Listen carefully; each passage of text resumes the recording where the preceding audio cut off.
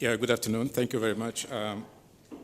I think I'm glad to see that our topics of today has been introduced so eloquently by the two speakers, so I'm tempted to abandon the paper I came with and to go through the path they open it. However, I will stick to my paper, and because I think it's good, in addition to what has been explained by the two speakers, to explain why inequalities is becoming important today. And allow me, Minister, I can speak about Algeria instead of Greece, being another Mediterranean country, and it will be good to explain how we manage to face this important issue, especially in the field of development.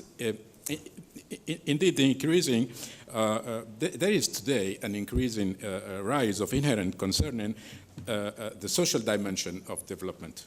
And this interest has been linked directly to the revival of the question of inequalities concern in the field of the contemporary economic science, in particular through the works that has been developed by Atkinson, often with its consequences on peace and social stabilities.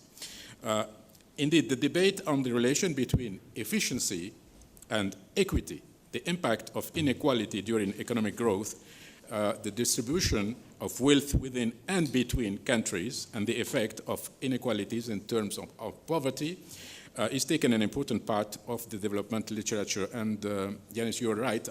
I just want to send those who are interested in digging in this issue to go to the site of the wider institute, which is the Institute of the United Nations.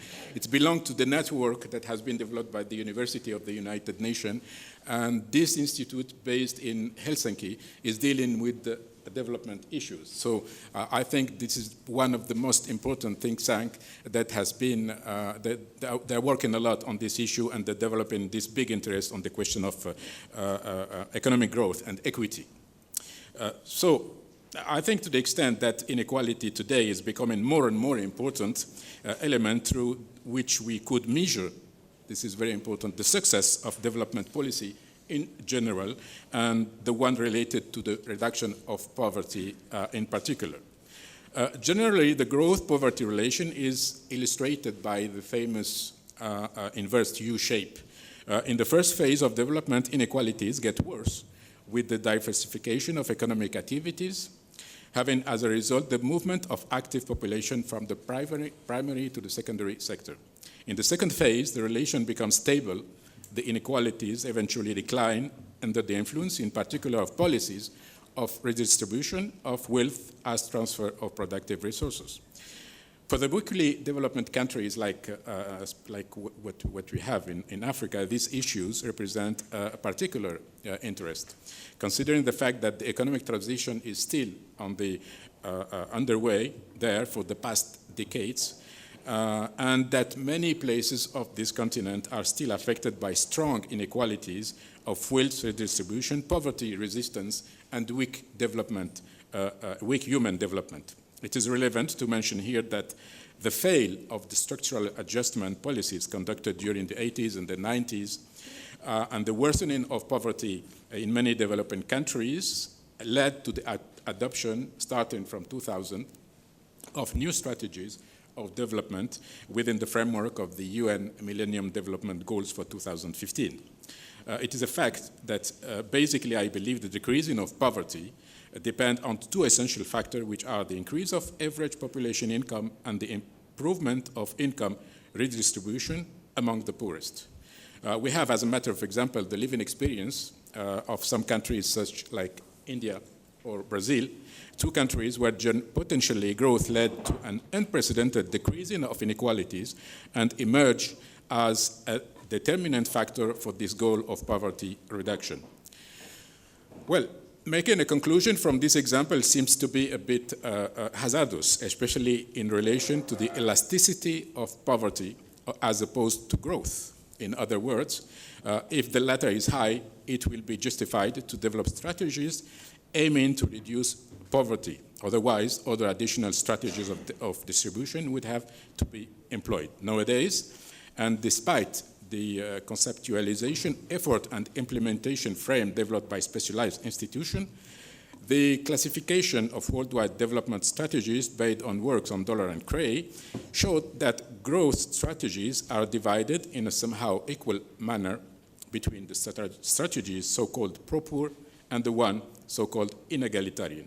These definitely are in favor of the renewal of the issue as a central feature of the framework of the post-2015 development agenda. Now, what about Algeria in this regard? Let's say just a few words about the evolution of the country's macroeconomic context. Following a big crisis we had in 1986, it was a hydrocarbon crisis. You may know that still today, the backbone of the Algerian economy is based on the hydrocarbon sector. So Algeria has no choice but to introduce systemic reform, which were aimed basically to get rid of the old central planet economy and building a liberalized one. As a result of some financial difficulties related to the external debt, the structural adjustment program engaged in the beginning of the 90s has reduced the centralized operation of the national economy. The period between 1984 and 1994 has been characterized by the implementation by 3 programs of stabilization with the IMF, which led the country to an external debt rescheduling in 1994. To face imbalances, internal as well as external, a structural adjustment program has to be supported also by the International Financial Institute, has to be implemented. During this period, the main economic and social indicators have all known a negative evolution. This context has led to a weakening of the household life conditions to an extent that the phenomenon of poverty became very visible. The period from 1995 to 2000 has been characterized by a more or less favorable evolution of the main social and economic indicators, along with the retrieved macroeconomic stability. This was the result partly of the impact in terms of job creation of the increasing of the state equipment budget. All this progress remained closely correlated to financial resources in investment and operation given by the state to different sectors, so-called socials. The current period, starting from 2000 until today, is characterized by a pursuit of global economic recovery. Since 2003, 5-year development programs have been implemented, aiming to economic recovery, economic support and consolidation, and reinforcement, modernization of the social and economic structure. This plan have resulted to an average growth of the GDP of approximately 4% in a context highly favorable with a noticeable macroeconomic stabilization. All in all, the main indicator in relation with poverty, health, education, and other living standards have favorably evolved during this period, allowing the country to access the top 15 countries group that have significantly reduced the deficit in human development. Also, many of the economic and social indicators are currently positive. Many of the non-satisfied social demands remain, however, considerable today in Algeria. This is why the next development program, starting from 2015 to 2019, with almost 2 billion euros, places in the heart of its strategy issues of economic diversification associated to many imperatives related to this question of reducing inequalities. Well, taking benefit from a tendency towards social stabilization, progressive restoration, and national cohesion during the last decade, a global strategy has been implemented henceforth based on 2 main pillars, economic growth and human development. In this framework, the economic development strategy aimed to complete structural transformation of the economy and accelerate economic growth through the implementation of a recovery policy for productive forces. I should mention also that this development strategy is based on an approach that promotes social dialogue, considered to be the best framework to confine deficit of both market and public choices. It was actually through an efficient tripartite system with government, employer, and worker union acknowledged by the ILO as an exemplary achievement to be followed, that was agreed an economic and social national pact with the aim to produce a national pact oriented toward economic diversification and growth. In total, there is no doubt that growth contributes significantly in an implementation of the reduction of poverty policy. This doesn't end the debate, however. Referential works led to the issue has shown that, in average, the latest experience of growth in many places in the world were not accompanied automatically by significant reforms of income redistribution at the expense, or sometimes in favor, of the most disadvantaged people. In other words, growth would remain neutral in terms of inequalities income. Now, what about the impact of globalization on this issue of inequalities?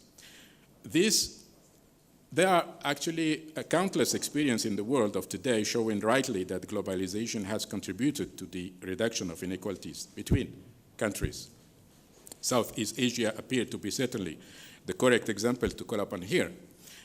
We should not forget the case of Africa as a continent as a whole, with the growth rate which appearing to be more than 5% for the last decade.